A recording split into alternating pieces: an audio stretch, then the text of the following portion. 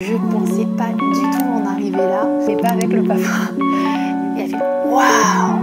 Et j'avais déjà perdu 10 kilos. C'était la seule chose qui pouvait la calmer. Nouvelle vidéo dans ma vie de maman.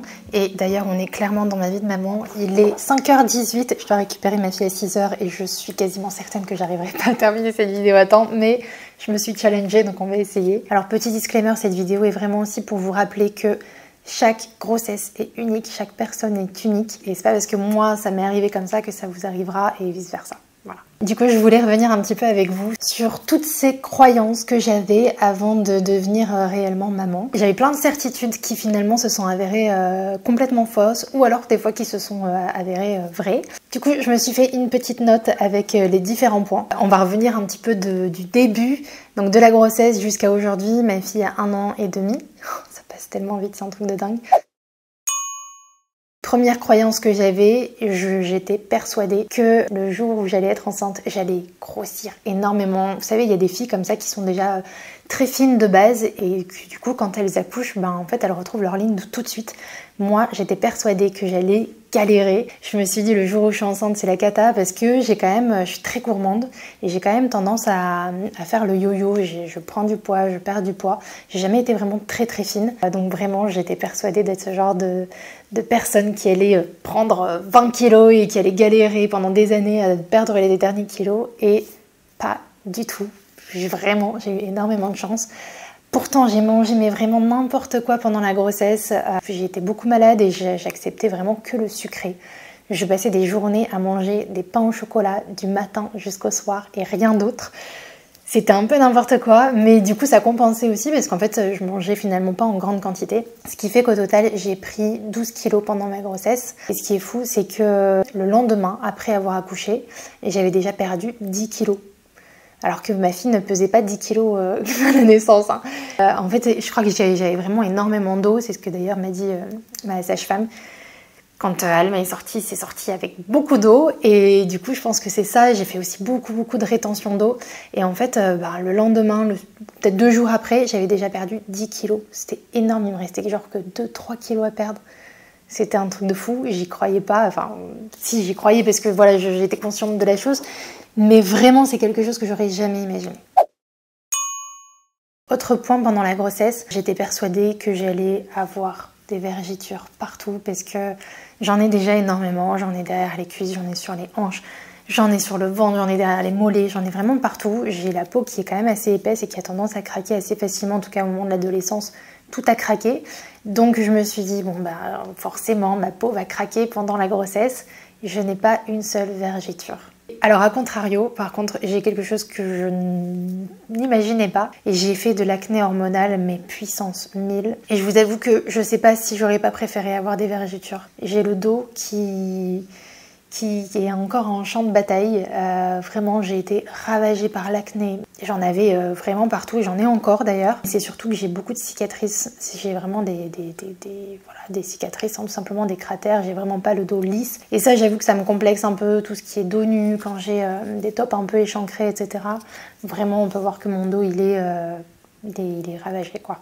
Donc voilà, ça c'est quelque chose que j'imaginais pas, je savais qu'on pouvait faire un petit peu d'acné, etc. mais vraiment pas à ce point-là. Et voilà, donc pas de vergeture, mais beaucoup d'acné. Et du coup, pour aller dans la continuité de mes croyances où je pensais que j'allais galérer à perdre du poids, je m'imaginais mais tellement, parce que j'en vois ici des fois, des mamans, vous savez, qui sont en tenue de sport dès le matin, 7h, avec la poussette, à faire du jogging en poussette. Et je me voyais tellement faire ça. J'ai d'ailleurs acheté une poussette spéciale pour jogging que finalement je n'ai jamais utilisée. Je suis jamais sortie faire du sport en poussette. Mais ouais, non, encore maintenant, à chaque fois, je me dis, il faudrait quand même que j'aille me balader le soir en fin de journée ou le matin, faire un petit jogging en poussette. Je sais pas, je trouve que la vibe est sympa et je l'ai jamais fait. Savoir y faire avec bébé, ça c'est un des points qui me terrorisait un petit peu. Je suis la petite dernière de la famille et j'avais vraiment le sentiment que j'allais pas gérer en fait, tout simplement. J'allais pas réussir à... j'allais vraiment devoir apprendre et à changer une couche, je sais pas, j'avais jamais tenu une bébé dans mes bras, ça me faisait peur peur de mal faire, peur de tout ça. Mon conjoint qui a un petit frère qui a 10 ans d'écart, donc il a vraiment vu grandir, bébé, etc. Je me disais, bon bah les premiers mois ou les premières semaines, c'est lui qui allait gérer. Je lui disais, il faudra que tu m'apprennes à changer la couche, à prendre le bain et tout. Vraiment, je me sentais incapable. C'est la magie de l'accouchement. À partir du moment où elle est sortie, je sais pas, je savais faire. J'avais jamais fait, mais c'était à moi de le faire. Je suis sa mère, c'est à moi de le faire. Si vous êtes actuellement enceinte et que vous avez peur de ça, en tout cas dans mon cas, vraiment, toutes ces peurs, elles se sont évaporées. Alors pas de suite après l'accouchement, mais genre le lendemain, je crois que je me suis réveillée et j'avais plus du tout envie que les infirmières s'occupent de ma fille. C'était à moi de m'en occuper et voilà, je trouve que c'est un peu la magie de l'accouchement.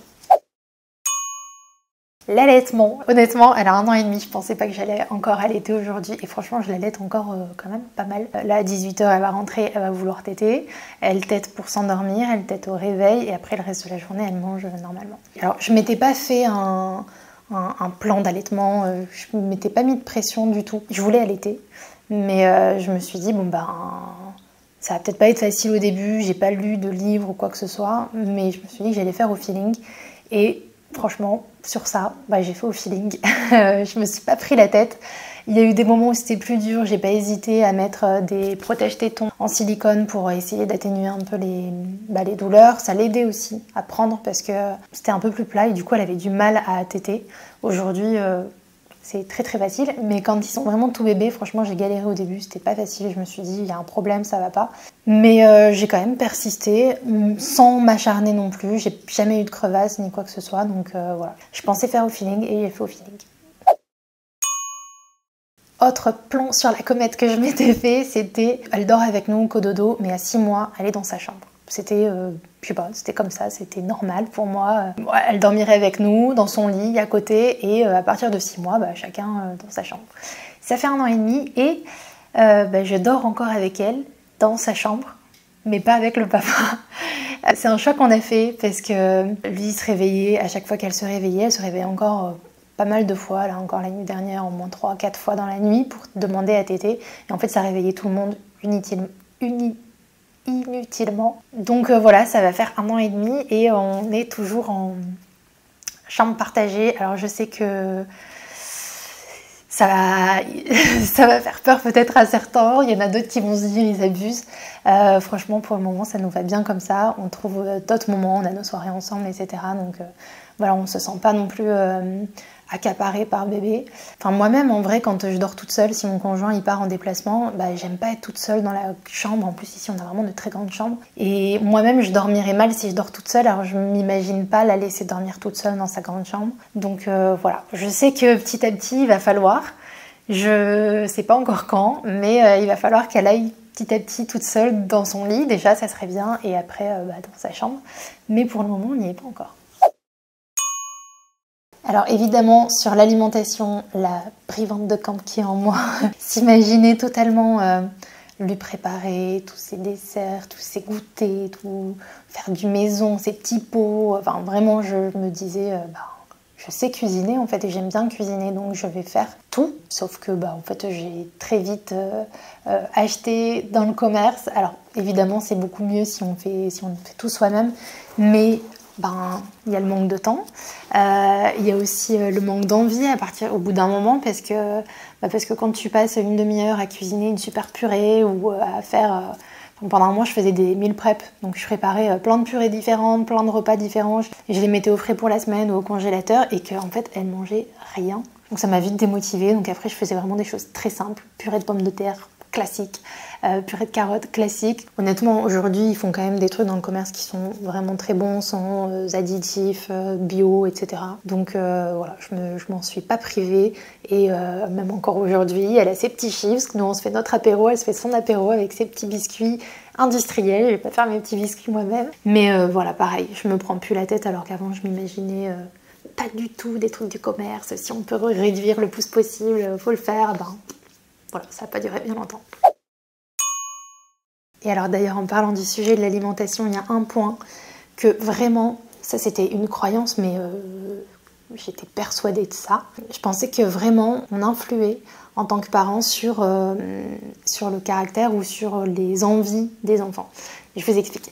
Prenons l'exemple du chocolat. Pour moi, je me disais, le chocolat, bah alors oui, c'est bon, mais si vraiment on adore, ou comme les bonbons, si vraiment les enfants adorent, c'est aussi parce que derrière tout ça, il y a tout un...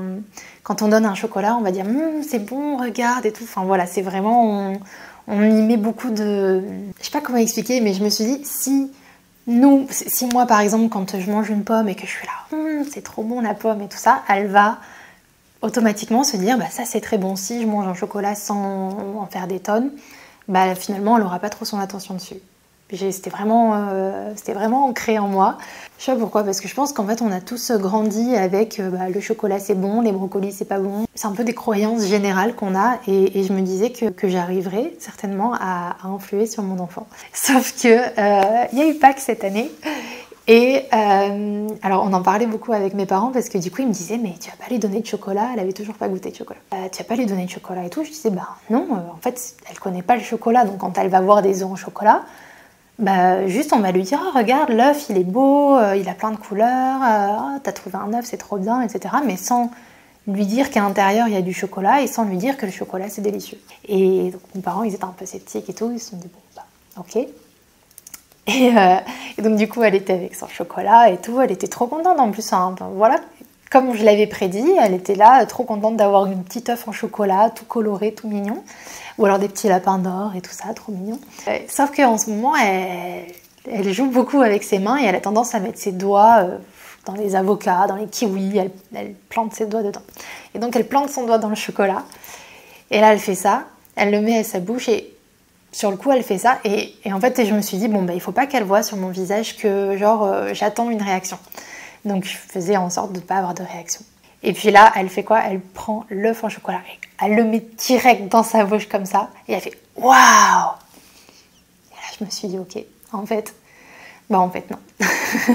En fait, ses goûts, c'est ses goûts et je pourrais pas influer là-dessus. J'ai vraiment pas du tout mis d'importance sur le chocolat et d'elle-même, en fait, elle était émerveillée par le goût que ça avait. Donc je me suis dit, en fait, c'est une croyance totalement absurde. Elle aime le chocolat, elle aime tout ce qui est sucré en réalité et je pourrais pas influer dessus. Alors oui, je peux lui proposer plein de fruits, etc. C'est ce que je fais d'ailleurs et elle adore ça, donc tant mieux. Mais voilà, ses goûts, c'est ses goûts et je pourrais pas influer dessus. Concernant la garde de bébé, pareil. Alors ici à Dubaï, je pense que vous le savez, la plupart des gens ont des nannies, des maids, et bien souvent il y a même des nannies qui vivent à la maison pour garder les enfants, etc. Et je voyais ça d'un œil pas très positif, simplement parce que des fois il y a des abus, enfin je le voyais des fois des enfants qui préféraient aller avec la nanny qu'aller avec la maman. Enfin vraiment, il y a des situations qui sont quand même assez extrêmes ici et vraiment je me disais, je veux quelqu'un qui nous aide, une nounou de temps en temps, etc. Mais je voulais pas du tout une nanny. On a attendu jusqu'à ces 4 mois. À 4 mois, j'avais vraiment besoin de reprendre le travail. Donc on a trouvé une nanny qui venait 4 heures par semaine. Et on s'est rendu compte que c'était bien utile, que ça nous permettait de souffler, ça nous permettait aussi de mieux s'organiser au niveau du travail. Et on a étendu. Et aujourd'hui, en fait, on a une nanny qui vient tous les jours. Non pas tous les jours, du lundi au vendredi. Et elle fait de 10h à 18h pendant nos heures du coup de travail. Je pensais pas du tout en arriver là. On est un peu dans ceux qui ont une nanny vraiment occasionnellement et je trouve que c'est déjà beaucoup, mais je pensais vraiment pas aller jusque là. Ici c'est un luxe qu'on a de pouvoir avoir des nannies comme ça qui sont vraiment spécialisées, dédiées à l'enfant. En plus, moi notre nanny elle est juste extra, c'est un peu une petite maîtresse en même temps, elle lui apprend pas mal de choses, elle lui parle en anglais du coup toute la journée, donc elle comprend et parle un petit peu l'anglais et français, donc ça c'est chouette. Et nous ça nous permet de pouvoir travailler, d'avoir nos activités classiques, de reprendre un petit peu une vie normale si on peut dire, et de la retrouver le soir là à 18h, elle va pas tarder à arriver, et de profiter d'elle toute la fin de journée, tout le week-end et le matin. Le matin du coup je demande à la nounou de venir à 10h, comme ça j'ai vraiment toute la matinée avec elle, c'est moi qui l'habille, c'est moi qui lui donne le petit déjeuner, et voilà, ça reste quand même quelque chose d'important pour nous. D'ailleurs, concernant l'apprentissage, je ne sais pas si vous vous souvenez, mais j'avais vraiment un objectif de vie qui était de faire l'école à la maison. En fait, j'ai personnellement un parcours scolaire qui fait pas rêver et j'ai un peu de mauvais souvenirs. D'ailleurs, j'ai fait l'école à distance, c'est pas pour rien. Et du coup, je m'étais dit que je voudrais faire l'école à la maison. Ça a vraiment longtemps été un objectif. Et aujourd'hui, je suis un peu revenue là-dessus. Alors déjà, de 1, Alma, en fait, elle a vraiment besoin de sortir le matin quand je l'habille. Elle court à la porte et elle veut sortir, elle attend que la nounou arrive pour aller dehors. Donc ça, c'est un point où je me dis, faire l'école à la maison, ça veut dire la laisser encore à l'intérieur alors qu'elle a besoin de sortir, simplement de voir de l'extérieur, changer d'environnement. Après ici, on a la chance d'avoir toutes les nationalités et toutes les écoles. Il y a l'école suisse, l'école anglaise, l'école française, américaine, enfin bref, toutes les écoles. Et en fait, elles sont vraiment top en termes d'apprentissage. Il y a vraiment toutes les manières de faire. Il y a l'école française, mais honnêtement, je pense que si je la mets à l'école, ce ne sera pas l'école française. Je pense plutôt à l'école suisse ou l'école anglaise qui ont une approche scolaire qui est, je trouve, différente. Et faire l'école à la maison, c'est vraiment un travail du quotidien et je m'en sens moins capable. Je pense que je le ferai peut-être occasionnellement parce qu'on a toujours le projet de voyager. Là, ça fait vraiment longtemps qu'on n'a pas voyagé, ça nous pèse énormément. On attend qu'Alma soit un peu plus grande, que les maisons en France aussi se terminent pour qu'on ait cette charge mentale en moins. Mais voilà, le jour où on repartira en voyage, ce sera certainement pour 1 mois, 2 mois. Et dans ces cas-là, je ferai l'école à la maison, mais pas au quotidien toute l'année.